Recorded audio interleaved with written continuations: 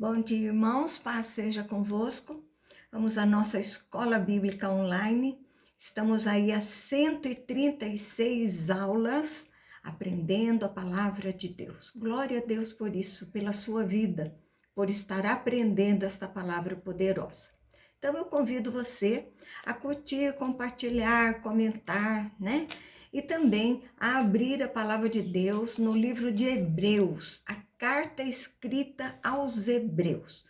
Então, vamos aí, iniciamos na aula passada o capítulo 1, passamos até o versículo 8, agora nós vamos, Hebreus, capítulo 1, verso 9.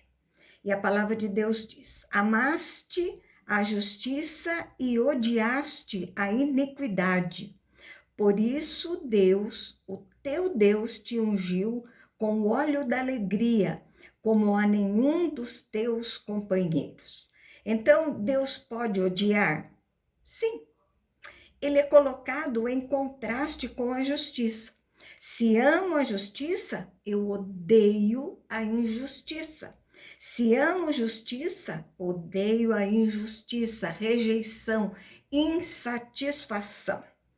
Então, Deus ungiu o Filho, no Antigo Testamento, e tem ideia da aprovação de Deus, a consagração. Então, Cristo foi ungido, Cristo título, né, no grego, e a unção era feita com óleo, indica o cumprimento da vontade de Deus. Então, o autor de Hebreus pontua a posição de Cristo com Deus e seus companheiros. Então, os profetas, os anjos, os servos, Cristo é superior a todos eles.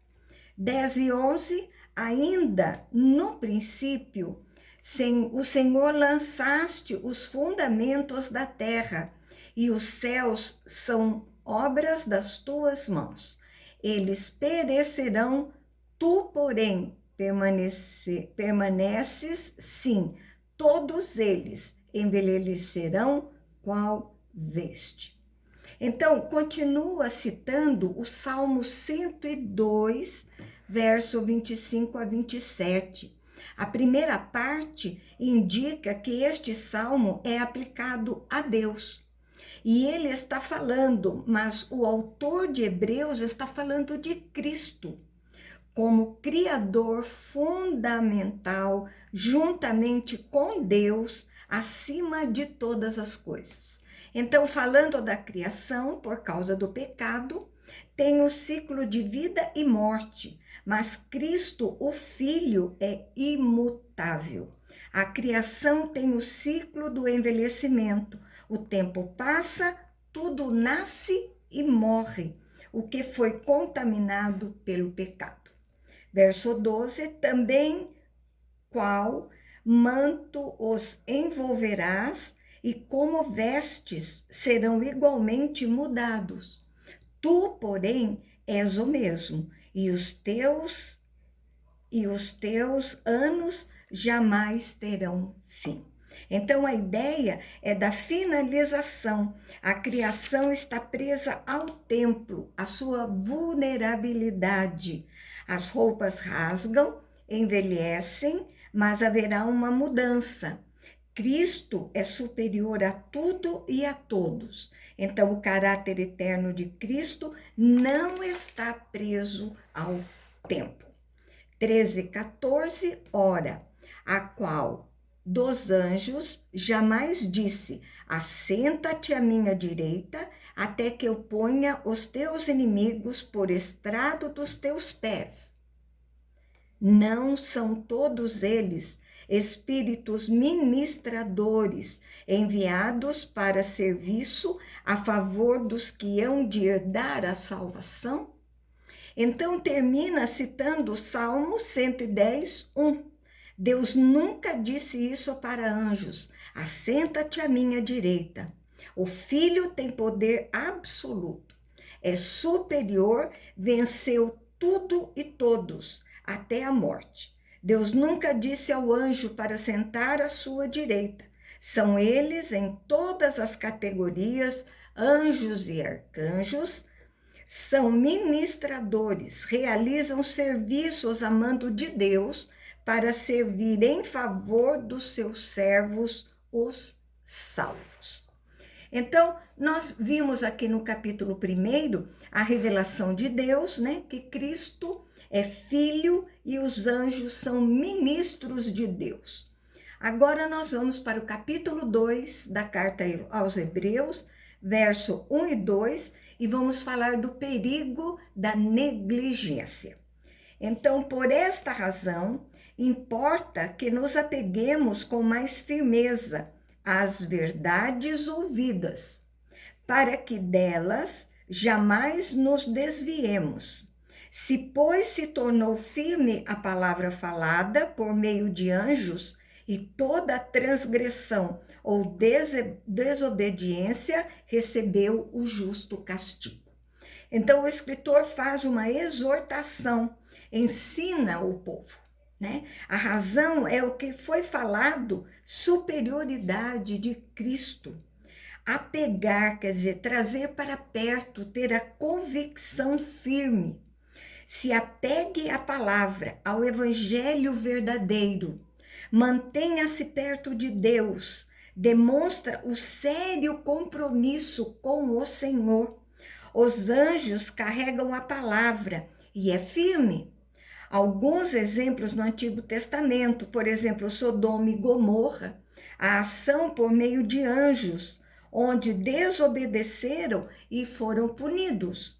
Então, a mulher de Ló desobedeceu a palavra do anjo, não olhe para trás, e foi punida. 3 e 4. Como escaparemos nós se negligenciarmos tão grande salvação, a qual, tendo sido anunciada inicialmente pelo Senhor, foi-nos, pois, confirmada pelos que a ouviram, dando Deus testemunho juntamente com eles por sinais, prodígios e vários milagres e por distribuições do Espírito Santo segundo a sua vontade. Então, se negligenciarmos o Evangelho, nós estamos perdidos. Senhor quer dizer Jesus, superior aos anjos, quem os anunciou e confirmado pelos apóstolos, né, que conviveram com o Senhor. A palavra que vem de Deus, Deus estava com eles e foi acompanhada por grandes manifestações, né? Grandes milagres aconteceram. Então, o autor não teve contato direto com Jesus, mas foi confirmado o evangelho pelos que o ouviram direto com Cristo. Agora, vai falar de Jesus como sumo sacerdote, idôneo e compassivo. 5 e 6, pois não foi a anjos que sujeitou o mundo que há de vir, sobre o qual estamos falando, antes alguém em certo lugar deu pleno testemunho dizendo, que é o homem que dele te lembres, ou filho do homem que o visites? Então retoma aqui o assunto dos anjos, o mistério dos anjos que trouxeram palavras e se cumpriram. Depois fala que o ministério do Filho era mais importante. E agora ele explica que quem dirige e domina a nova realidade não são os anjos, mas o Filho. O mundo que há de vir é a nova realidade no Filho. Salmo 8, 4 a 6, alguém em certo lugar, né, diz sobre a grandeza do Filho de Deus, como poderia ser superior, já que é um homem. Então, Deus tem esse homem em especial. O homem tem importância? Claro que tem, mas Jesus é mais importante. Então, olha o que fala, verso 7, fizeste-o por um pouco menor que os anjos, de glória e honra o cercaste, e o constituíste sobre as obras das tuas mãos. Então, no verso do Salmo 8, 4 e 6, o ser humano, mesmo parecendo insignificante, não é desprezível. O ser humano ganhou de Deus quando criado por Deus. Ele deu glória e honra ao ser humano. Então, administrador da glória de Deus, mas o pecado vai macular essa criação de Deus, só um pode cumprir esta plenitude, que é Jesus Cristo.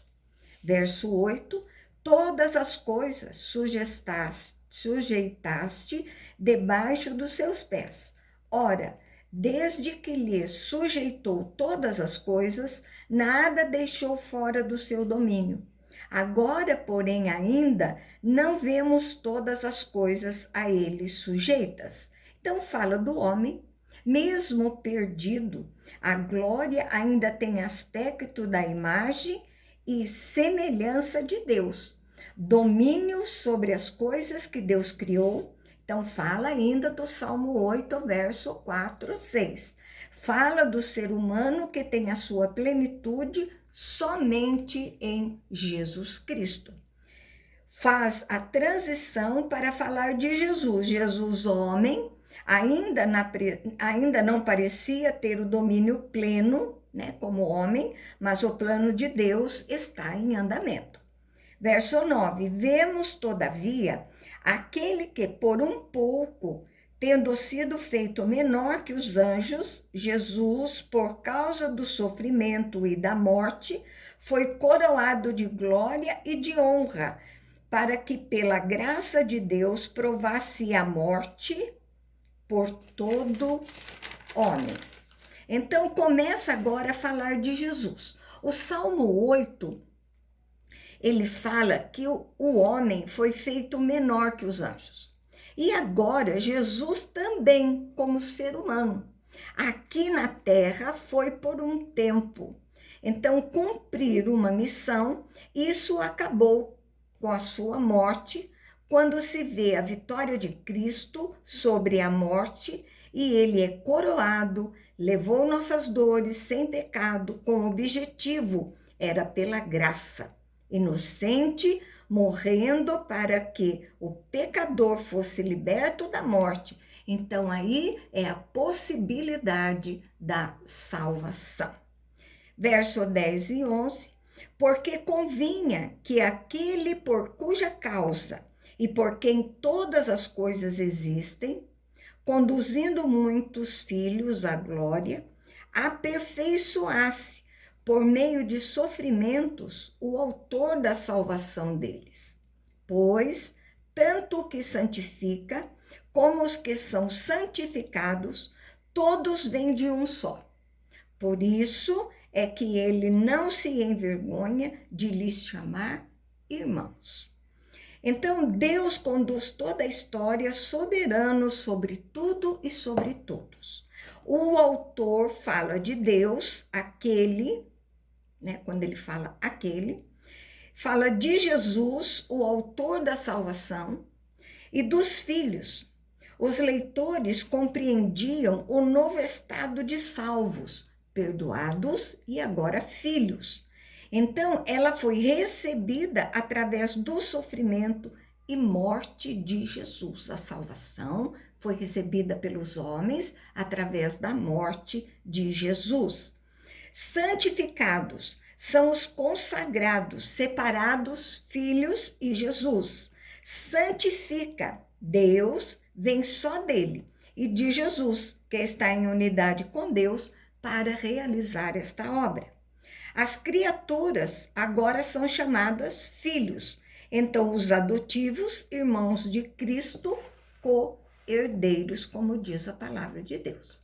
Verso 12 e 13, dizendo: a meus irmãos declarei o teu nome, cantar-te-ei louvores no meio da congregação, e outra vez eu porei nele a minha confiança.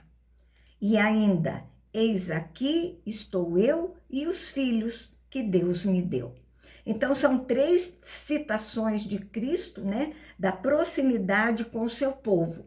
O Salmo 22, 22, Isaías 8, 17 e Isaías 8:18. Então, no Salmo 22, fala do sofrimento e vitória do Messias por amor dos que são filhos como ele. O Isaías 8:17, o Messias realizou a obra e confiou plenamente no Senhor, tudo possível por causa do Pai. E no 18, os irmãos agora são chamados de filhos. É um elo, é a proximidade. Tudo isso nos mostra a superioridade de Jesus, a obra de Cristo que restaurou a proximidade do ser humano caído e de Deus. O pecado havia separado. Agora essa proximidade é novamente possível através do sofrimento e da morte de Jesus, onde nós temos a salvação.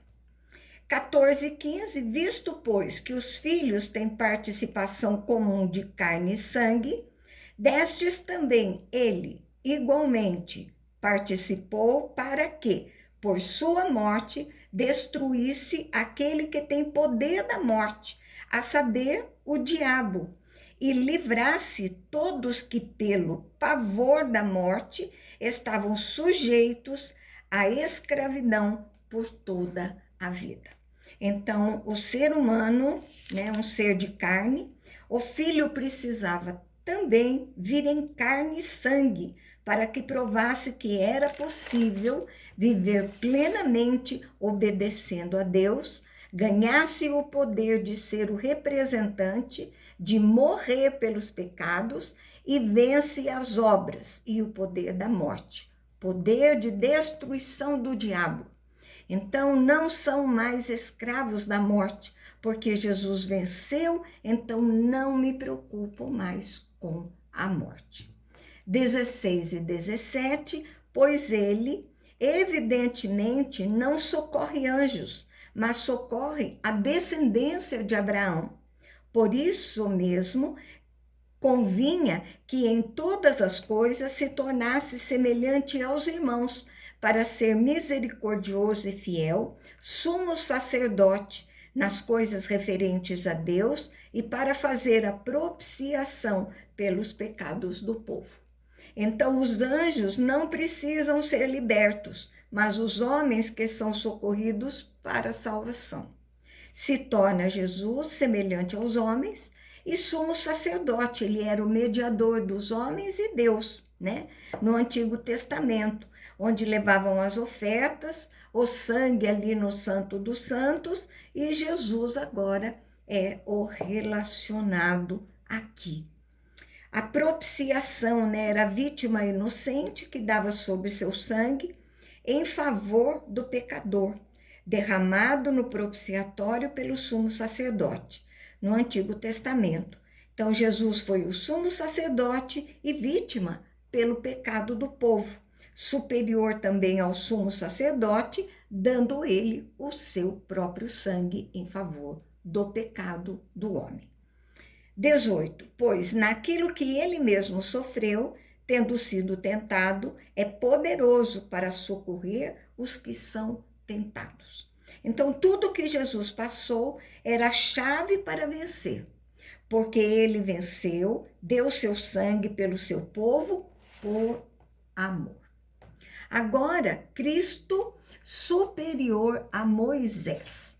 Capítulo 3, versículo 1 e 2. Por isso, santos irmãos, que participais da vocação celestial, considerai atentamente o apóstolo e sumo sacerdote da nossa confissão, Jesus, o qual é fiel, aquele que o constituiu, como também era Moisés em toda a casa de Deus. Então, a obra realizada por Cristo, dando o seu sangue pelos nossos pecados, os que foram chamados por Deus para a salvação, irmão, concentrem o foco. Jesus, chamado de apóstolo, o mensageiro, que recebeu nossa confissão e fé em Deus e Jesus, fiel aos planos do Pai, assim como Moisés sobre os servos de Deus, a casa ali Números 12, 7, a missão de Deus. 3 e 4, Jesus, todavia, tem sido considerado digno de tanto maior glória do que Moisés, quanto maior honra do que a casa tem aquele que a estabeleceu. Pois toda casa é estabelecida por alguém, mas aquele que estabeleceu todas as coisas é Deus. Então, Moisés era considerado um personagem de muita importância para os judeus, né? A lei era muito citada, mas Jesus é maior que Moisés e o povo, né? Então, ele estava com Deus na criação, a sua honra é maior. A casa tem um construtor. Moisés e o povo foram estabelecidos por Deus. Jesus, Deus que designou o chamado de Moisés e fez esse povo. Então, Jesus é o Senhor da casa. 5 e 6. E Moisés era fiel em toda a casa de Deus, como servo, para testemunho das coisas que haviam de ser anunciadas, e Cristo, porém, como filho em sua casa, a qual somos nós, se guardarmos firmes até o fim a ousadia e a exultação da esperança. Então, casa de Deus é o povo. Moisés, servo, serviu o Senhor deste povo. Sua obra abriu caminho para as coisas que haveriam de vir no futuro. Abaixo de Cristo, né? Não finalizou nele. Cristo, o Filho, Moisés, servo. A casa e o povo são de Cristo. Os verdadeiros cristãos são servos, casa de Deus, que mantém a fé, crê nas promessas de Deus. A esperança deve estar no Filho e não em Moisés. 7 e 8, assim, pois, como diz o Espírito Santo, hoje, se ouvir a sua voz, não endureçais o vosso coração, como foi na provocação no dia da tentação no deserto. Então, aqui cita Salmo 95, 7 e 11, Êxodo 17, 1 a 7. Ele atribui as duas citações ao Espírito Santo, que estava atuando no Antigo Testamento. Ele fala do mau exemplo de pessoas que murmuraram, rejeitaram a palavra de Deus. Verso 9, onde os vossos pais me tentaram, pondo-me à prova, e viram as minhas obras por 40 anos. Então, por causa da incredulidade do povo, trouxe um problema, né? Porque houve punição ali por 40 anos, não permitindo que entrasse na terra prometida. Então, Deus diz, não hajam como eles, né? Verso 10 e 11, por isso me indignei contra essa geração e disse, estes sempre erram no coração. Eles também não conheceram os meus caminhos. Assim, jurei na minha ira, não entrarão no meu descanso. Então, ele continua na citação, agora em Números 14, de 21 a 30, a punição depois dos espiões, o relatório negativo, ganha a ira de Deus. Deus é descrito em qualidades humanas, sentimentos relacionados a Deus. Aqui é a justiça de Deus, não entrarão na terra prometida. Então, no descanso, sempre desagradaram a Deus. Então, ele fica indignado com isso. Verso 12 e 13, tende cuidado, irmãos, jamais aconteça haver em qualquer de vós perverso coração de incredulidade, que vos afaste do Deus vivo. Pelo contrário, exortai-vos mutuamente cada dia, durante o tempo que se chama hoje, a fim de que nenhum de vós seja endurecido pelo engano do pecado. Olha que versículo maravilhoso, né? Olha que chamada de atenção para nós. O que ocorrendo no passado pode se repetir hoje. a rejeição da palavra, a mesma vida, maus pensamentos, pelo contrário, sejam ensinados na comunidade, não deixem de estar juntos para não se desviarem, para que o coração não menospreze a obra de Cristo, que é maior que a obra de Moisés. 14:15, porque nos temos tornado participantes de Cristo, se de fato guardarmos firme até ao fim a confiança que, desde o princípio, tivemos. Enquanto se diz, hoje, se ouvirdes a sua voz, não endureçais o vosso coração, como foi na provação. Então, ele relaciona a obra do presente com a obra do passado. No presente, não temos terra prometida para ir, mas a expectativa de salvação em Cristo, se de fato tivermos firmes na fé. Claro, testemunho que cremos no sacrifício de Cristo. Frutos devem ser visíveis. 16 e 17, ora, quais que tendo ouvido se rebelaram, não foram de fato todos os que saíram do Egito por intermédio de Moisés? E contra quem se indignou por 40 anos? Não foi contra os que pecaram, cujos cadáveres caíram no deserto? Então, são perguntas para fortalecer o argumento. A identidade dos que se rebelaram não foram os egípcios descrentes de fora, mas eram os que receberam os milagres de Deus. Incrédulos, né? A incredulidade gerava ali coração ingrato, e mesmo assim se achavam povo de Deus. E nós hoje, o próprio povo de Deus se rebelou no passado. Ele fala que, de fato, de serem libertos do Egito, não foi garantia de não receberem o castigo de Deus. Então, a incredulidade gerou punição de Deus, 40 anos, uma vida de pecado. E contra quem jurou que não entrariam no seu descanso, senão contra os que foram desobedientes? Vemos, pois, que não puderam entrar por causa da incredulidade. Deus cumpre promessa, salvação, vinda do Messias, transformação de vida, mas traz justiça. Os desobedientes achavam que Deus os aceitaria, e ele usa a sua justiça e também com o seu povo. A incredulidade é contrária à fé. Então, nós vamos parar por aqui hoje. Então, nós estamos vendo ali que Deus está dando grandes recados para nós, né? Temos que manter a nossa fé, nos mantermos obedientes, ouvirmos a voz do Espírito Santo para podermos caminhar com Ele, para garantirmos a nossa salvação. Amém? Vamos encerrar por aqui hoje. Tenha um excelente dia, um excelente domingo, juntamente com sua família, juntamente com Jesus. Amém? Que nós possamos estar juntos na próxima aula, se assim Deus permitir. E um beijo grande no seu coração.